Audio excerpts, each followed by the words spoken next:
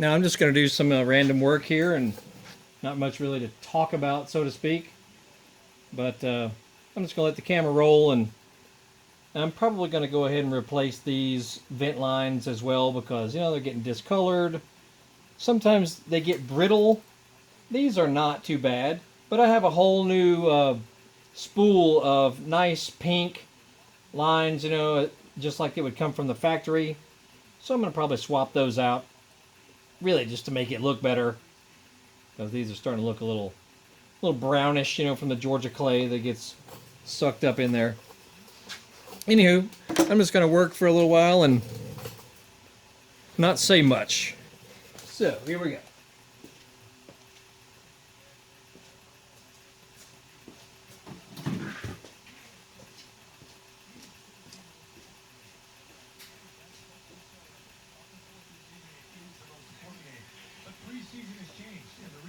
Listen to a little Atlanta Falcons pregame show on the radio there.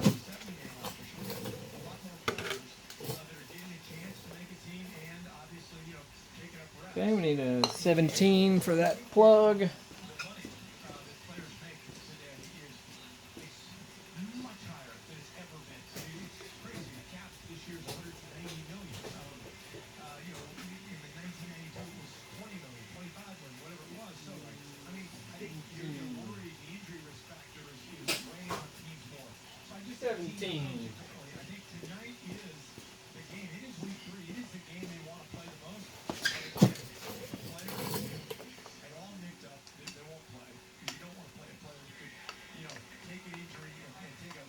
So when you remove the plug down here, if I can get it started.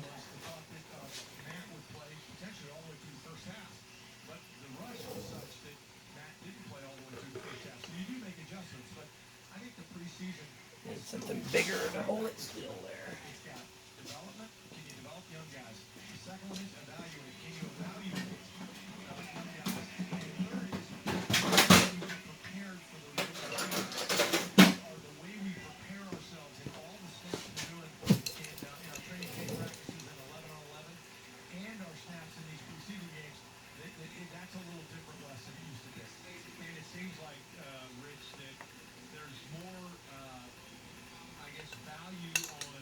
Need to get some leverage on it here. Hold this bad boy still.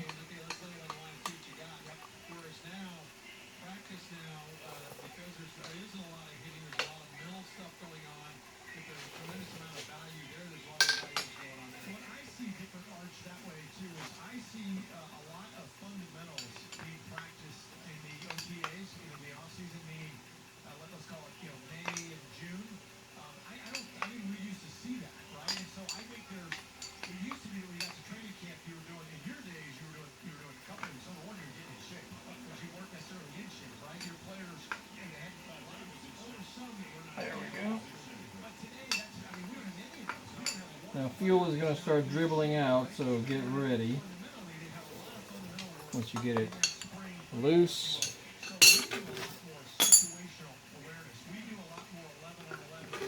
As you see.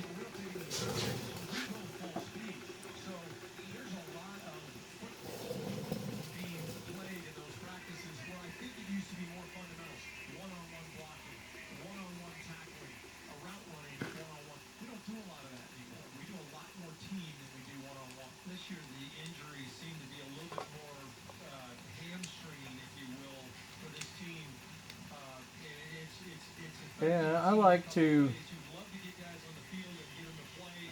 take a look in the bottom of the cap here, you know, this plug. So you probably cannot see in there, but I like to look down in there and see if I see any, you know, dirt or debris. You know, just see what you see in there. If you see, you know, water separating, that means, you know, you should probably go and get rid of that fuel that's in your tank because it's got water in it. Not good. If it's just dirty, you know, inspect the O-ring around the plug also. It's a good idea to replace this every so often. Mine's in good shape.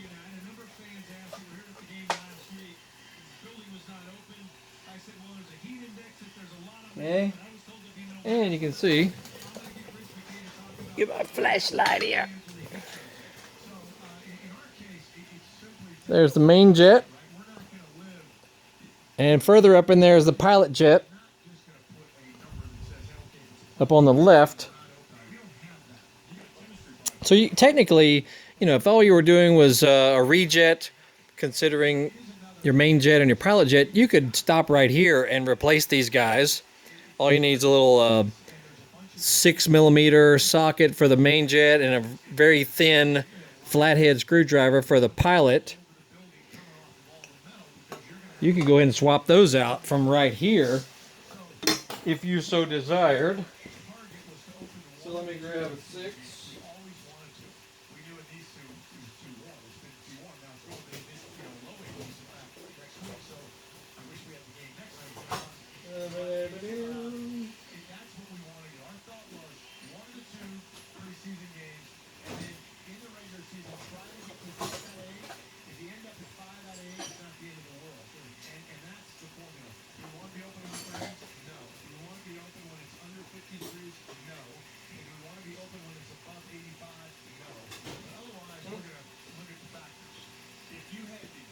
All right. I know this is very unexciting, but there could be some of you out there who have never dove into this sort of thing before. Some people are you know, sorely afraid of working on a carburetor, and I understand it. I understand that fear, because it can be a little you know, a little intimidating. So you can either use a 1/4 inch or a 6mm socket here on your main jet, and it's not very tight, and it should not be very tight because it's made, you know, it's not some heavy-duty metal. So let's pull it out here and have a look real quick. Okay, if you can see this.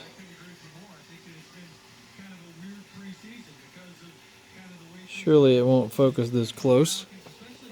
But if you look at the side of it, it'll tell you which number jet it is. This is a 175.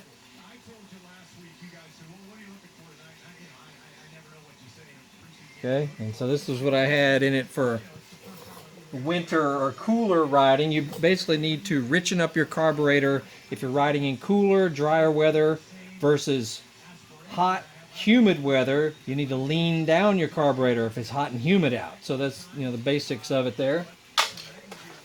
If you want your bike to run its best, you know, get the maximum performance and whatnot. And you can actually see down in there, there's the needle. If you can see that there. See where the main jet came from? The needle is actually poking through the bottom right there. And when you twist the throttle, the needle comes out of that hole to expose the orifice of the main jet to let fuel rush up into, you know, the bore of the carb. Okay, so now let's get the pilot. If my screwdriver is skinny enough. Need a very skinny flathead.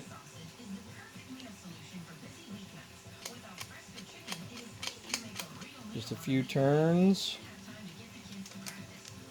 And she should come right out. Now the pilot is a lot smaller hole, very tiny. This guy is only a 48 pilot. And you know, on some bikes, you may not even be able to see through the little bitty hole of this thing, but you should be able to see at least through it a little bit. So you may have to take a flashlight and come back through the other side with it. You better be able to see the hole all the way through, otherwise it is plugged shut. Not a good thing if the pilot jet is completely clogged shut, and if you run ethanol based gas, you know, which is like common pump gas, if you don't put any ethanol additives to it or lead additives, you know, if you just run straight pump gas in most of these dirt bikes, unless you constantly keep flushing your fuel out of your tank and adding stabilizer to it and all that, if you don't do any of that preventative maintenance, there's a really good chance that you could completely clog shut your pilot jet. And it's almost impossible to clear it out with compressed air or a teeny little poker or whatnot, because it's such a small orifice, it's just impossible to get through it. So sometimes you have to completely replace your pilot jet if that is your symptom, you know, where it's just not jetting right, you can't adjust anything, especially on the 4-stroke. If a clogged pilot jet on a 4-stroke, it'll shut the whole bike down. I mean, it's unbelievable, but true. Anyway, I can see through it, although it is tiny. But I may go down the next one to like a 45. I'll check my service manual on that. Okay, make sure all your fuel has come out of there, otherwise it'll dribble all over you. Now I just need a little Allen.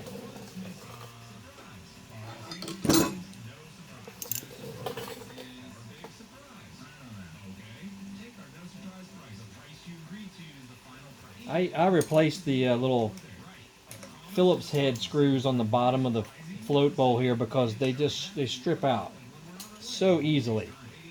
So I replaced them with Allen screws because they won't strip out. So that's another recommendation. Replace these little screws down here with a comparable size Allen. Also, keep note of where these clamps are. Notice you got these little hose holders here. You know, keep note of where they are. They are towards the. Hold on. Get this booger out of here. You know, they'll be towards the carburetor like this is when it's installed. So your hoses are coming towards the back of the float, and they'll go down, you know, from the back side there. All right, now's a good time to start getting something to store your little teensy parts.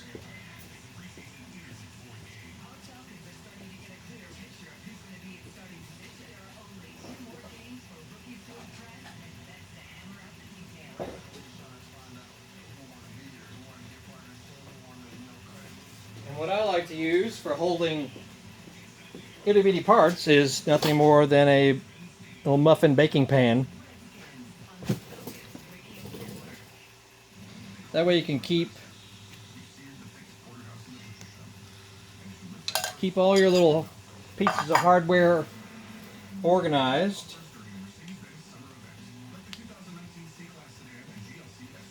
That's another fear of working with carburetors, is the parts are so small that, you know, you're worried about losing something or forgetting where it goes. So it's good to just keep everything organized.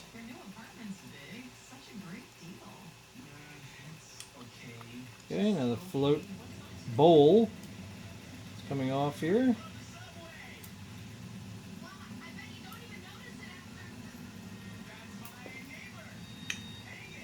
Okay, be careful with everything here. I like to look in there to see if I see any trash in the bottom. See any trash in there? I don't see anything worth worrying about. Inspect this gasket. Make sure that it's still got some bubble to it, you know, because this needs to seal up nicely at the bottom of the carburetor here. So if you have never done a good rebuild on your carb, you probably need to replace all the gaskets, you know, for the cap, for the float bowl. If you have never rebuilt your carburetor, you might as well go ahead and do it. That's the bottom line. Go ahead and just learn about your carburetor, because it's, you know, it's not that bad. I mean, it's got some moving parts in it, but notice there's the float itself. Imagine a toilet bowl float. Hold on, let me imagine the float on your toilet. And when this fills up with fuel, that fills up with fuel until this float tells it to stop filling up. And this float should only sink down a certain amount. I want to say it's about 11 millimeters on this particular model, but your service manual will tell you, and you'll make an adjustment depending on if it's not sinking down far enough or too far. This should be a prescribed amount per your service manual, how far the float falls down. So check your service manual on that. It's a very neglected item on most carburetors. Highly recommend you investigate on doing that, because it can help it run that much better. If you got problems with fouling plugs all the time, spark plug color isn't good, even though it's the recommended one.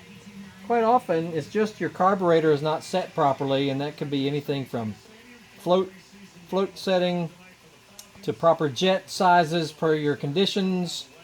It may be just dirty. This one's pretty darn clean, but I try to go through my carburetors once, if not twice a year. It really depends on how much you're riding and where you ride, what conditions you ride in and all that. But that's that. Next, we'll go ahead and take the cap off the top here. You don't have to remove the throttle cable. It'll come out. I'll show you. It'll come out with it. Same deal. This sometimes has Phillips head screws up top here, which always strip out. So I replace them with Allens, because an Allen will last a heck of a lot longer than a Phillips head, as far as the head is concerned. You know what I'm saying? Falcons game's about to begin. Not that I really care, but it's something to listen to in the shop. All right, notice here. Can you see this? Yeah. Okay, cap is about to come off. This little lever is spring loaded, so pull it up. Make sure nothing's hanging or anything. All right, and here she comes. There's the needle. Here's your slide. There's a big spring in here. The tricky part is the throttle cable coming down in here. That's a little tricky as far as removing these pieces here. And to change the clip position for your needle, you'll have to do that. That's a little tricky. You have to pull this spring back and hold the spring back while you're working with this little 6mm nut. So that part is a little tricky. You also have an O-ring right up here. Make sure it's in good shape and not all mashed down and whatnot. And if you've never replaced it, go ahead and do it. Make sure your throttle cable is not frayed anywhere down here. All looks pretty good. Okay, so the tricky stuff here. You got to pull this spring all the way up. You'll notice this little sleeve, little plastic sleeve comes up with it. You have to hold it all together. Then help the throttle cable release. A common place for fraying is down here, where the throttle cable gets frayed and starting to break apart. Now, when you let this go, be careful, because it'll go flying off in the wind if you're not careful. So I like to prop this maybe upside down like this so it'll stay together. Just if you're not going to take it off, but if you are going to take it off, just note how everything goes. This is when you get lost working on a carburetor. So you got this piece here that actually holds the throttle cable down in the bottom of that whole mechanism. You can just leave it. It'll stay in place there. Make sure this spring is not all jacked up or, messed up or filthy or whatever. Okay. Let's get our light. All right.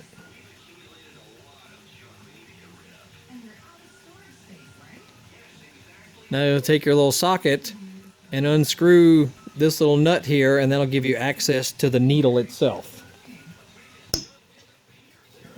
And it should be a 6 also.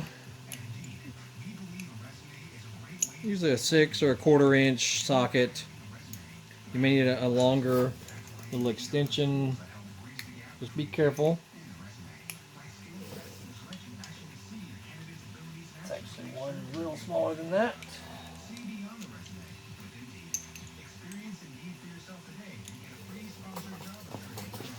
Let me go get my other little set.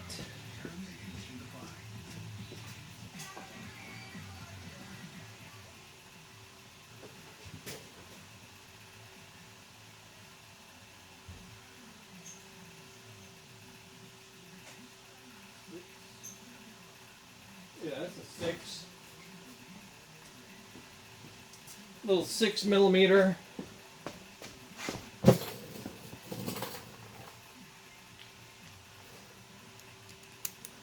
So you grab your 6. Just be careful with this stuff because it's not heavy duty. Same thing with reassembly. You don't have to crank down this stuff with massive amounts of torque. You're just asking to break something. It's just a carburetor. Alright. This has a little spring in it. Just leave it alone. There's nothing to really do with it. Except maybe inspect it to make sure nothing's jacked up on it. Alright, now we remove that nut down there with that 6.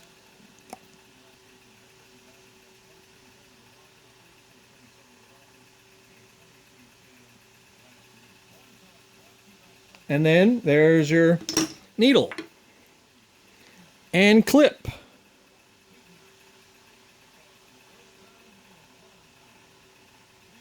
Yeah, you can also swap out the needle entirely, because they make different thicknesses of this shaft right here depending on where you live and all that, and your service manual will tell you which needle you need per your riding conditions.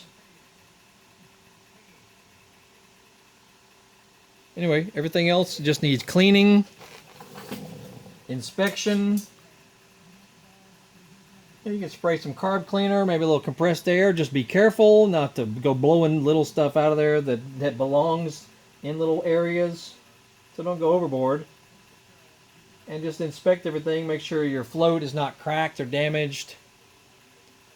Because if it is, it will definitely not work properly. And everything else is just about an inspection more than anything. It's not that big a deal. So, remember, once again, the rule of thumb is you need leaner jetting in the hot, humid summer months. You need richer jetting in the colder, drier air, that sort of environment. And, with these carb bikes, they're not fuel injected, so they're not going to change all by themselves. So you have to do it yourself, and it's not that big a deal. It's usually time to take a look in there and do some cleaning or rebuilding anyway when it's time to rejet for your, your different atmospheric conditions and temperature and all that. So there you have it. And keep track of all your parts so that nothing's flying all over the place. Keep everything in a nice little pan right there. Seriously, not that big a deal. And you'll become one with your bike if you can be a master of the carburetor and not be afraid to go diving in there. So, sure my phone is overheating now because it's been 25 minutes. Anyway, that's basically it. Check out our videos if you got questions about your bike. If you got two-stroke, I really like the two-stroke bikes, but I work on four-stroke stuff as well, especially carburetor related. If you got issues, that's usually carburetor related, shoot me a message down in the comments of this video, and I will try and help you. We've got other videos that setting the air screw, That's one of my most popular ones. You know, if you don't know how to set the air screw correctly or what to listen for on your bike, I got another video on that. That's really very popular, 100,000 views.